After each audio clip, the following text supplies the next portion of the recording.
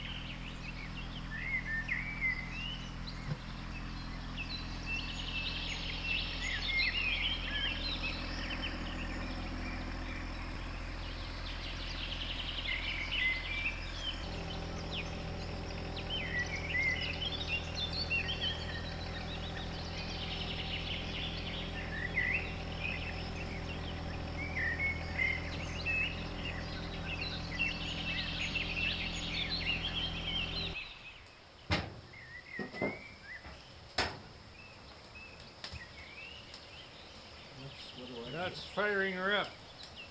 Why is it sizzling so much right now? Say it again. Why is it sizzling?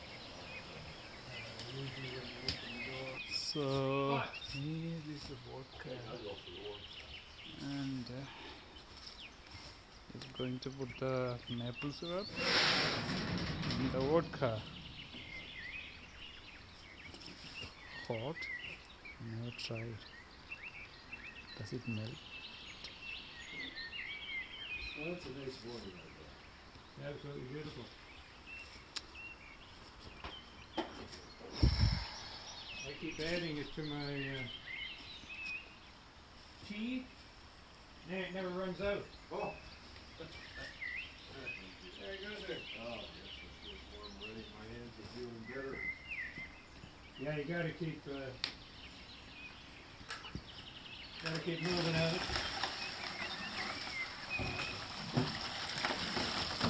How long it will take to get the right one? Say that again. How long it will take to get the right syrup? I start early and I work until I boil down until it's about this thick in the pan. Okay. Then I cut the heat off and I finish it until it's the consistency of maple syrup.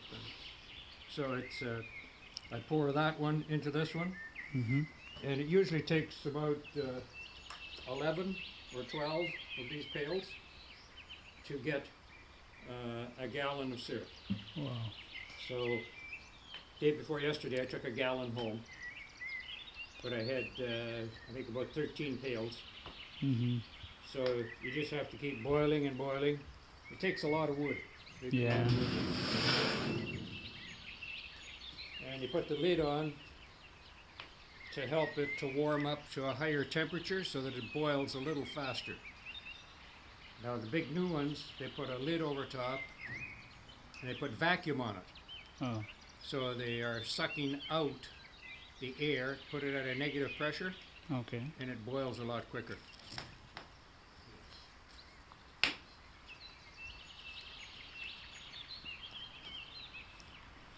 Do you get the syrup to sell? Say it again? Do you get enough syrup to sell? He just does it. To do what? To sell. You don't get No. no syrup. I give it to all the people that help me to do the food grains and do the jamboree that we put on for Canadian food grains. Okay. And people that help with the breakfast, I often give them a little sample. Then I give all the kids and the grandkids some, and my own. And I usually get about 10 or 12 gallons of syrup. This is much to do with. I see you started with that plastic hose a little bit. Yeah, I was going to, you get your drink going there, and you want to tap a tree? You've never done that. Sure. We'll get you to tap a I'm tree. happy to do because there is nothing to do. Talking around that one out there. It's running down behind the. The weather is good. I'm happy to do anything. You have to put some caulking on one of those spigots. If you don't tap them right, they leak. Yeah, well, that's what it's doing. And so if you start drilling with just a regular bit, it goes a little crossways like that, then it bleeds out all the way around there, Oh, yeah. because it bleeds under the bark. Now, this is a proper tapping bit. Oh, really? Because it comes to the point, and it's the right size for plastic pipe. Mine that I use for drilling the old spiles in is just a regular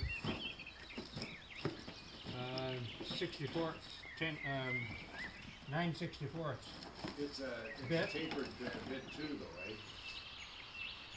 But unless it has one that clip in the front, it goes sideways. And then before it gets into the wood, the bark will do that. Now, I had one at home that I sharpened off almost to a point, and it doesn't Well, do this one, like, this side isn't as pointed as this side. It's a double. that. Makes a difference.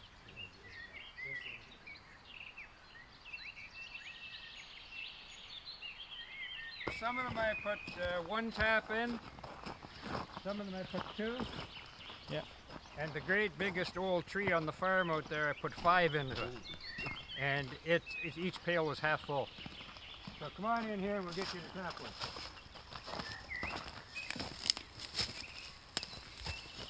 Okay, if you see here, that's where I had one last year or a few years ago. Oh, so There was one in there, there was one in here, one on the other side, and you can see how they grow right in. They fell right in. Now, if you- whenever you made a hole, it start to bump there. No, that's natural, I think. Okay. But when you tap, if you tap right underneath the hole where one was last year, that one was earlier, that one's okay yet, but over here, if you look at this one, see that hole? How it grows in? Yep. If you tap here or here, you won't get any sap, because the wood in there has dried out. I could tap right here, so we'll let you drill a hole right in there, and you can proceed. So just go like that.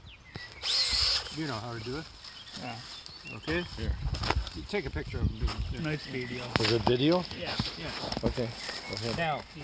Now, when you drill, some people drill like this. Well, then it just backs up and runs down the side. So I always drill it a little on the angle like that. Okay? So how far you want to go? Go right into there.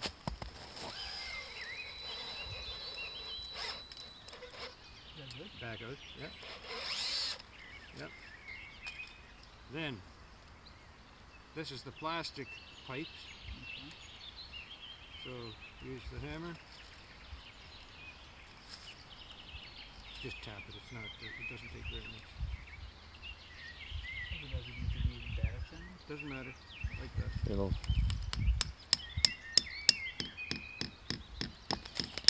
That's good right there.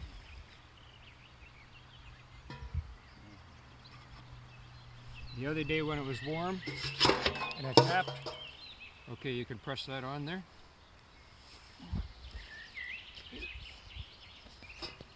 Wiggle it, it gets pretty tight. You gotta wiggle back and forth and turn it.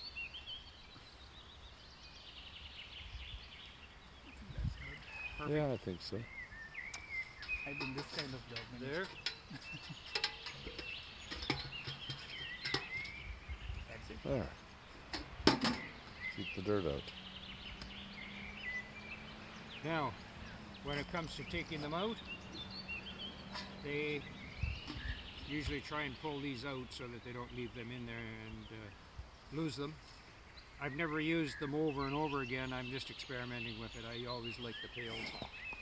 But you could put another one in here, but a tree this size shouldn't really have more than one particular one. The reason I'm doing it is because if you look on this side, on the tree up here, look on this side. Oh yeah, it's a big fall. So Yeah. that tree is no good. I'm very surprised that it's still living, and I can use that as an experimental tree. That's good. Yeah, it's no good for a log. Yeah. It only makes firewood sometime. But as long as it keeps growing there, I won't do anything with it. No, it's going to be a nice day. It's warming up, Yeah, it's going to 7. coming gradually. So you can see here with all these holes from other years. Yeah. So you tap there. The next place you could tap would be like right there between or right there between, but not here, not here, not here. Straight up and down about below those, it won't run because the sap Yeah. comes so- in there and it dies. It's gone from there.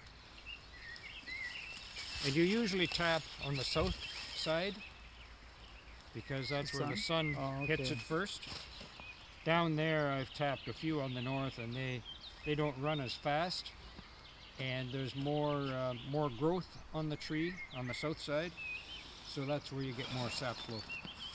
These are what you call hard sugar maple. Okay. Down on the other side of the bush there's a couple of soft maple. Which and one the is amount better? of the sweetness in the soft maple is only about 1/4.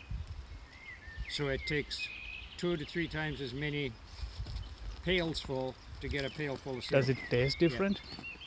When it's all done, you don't taste the difference because it's only the sugar that makes and the maple makes the flavor.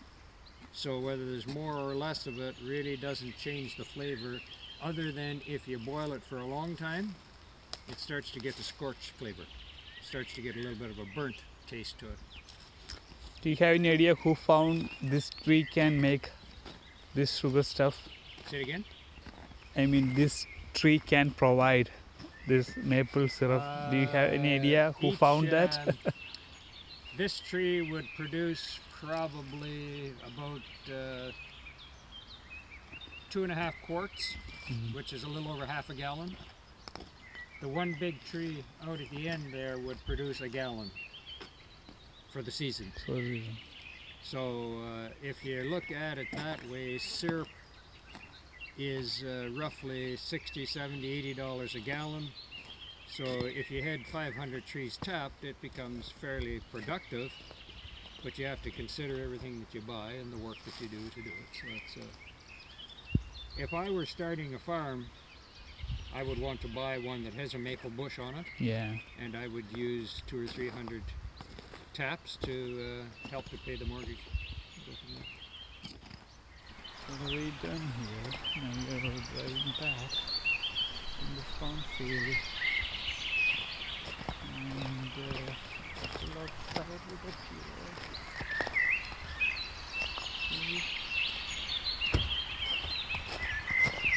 And this is where I think they used to hunt deer. So they can stay there.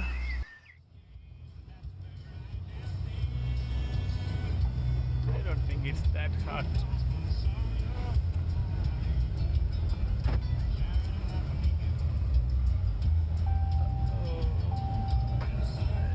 Oh.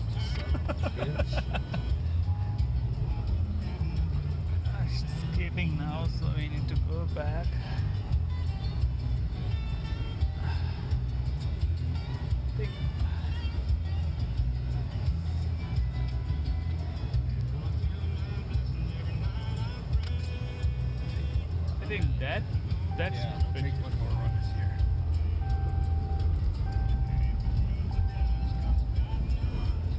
There you go. If you go that way, we keep making. There you go. It's a little less over there, but see, it's wet down there. Yeah. I wanted to get into that.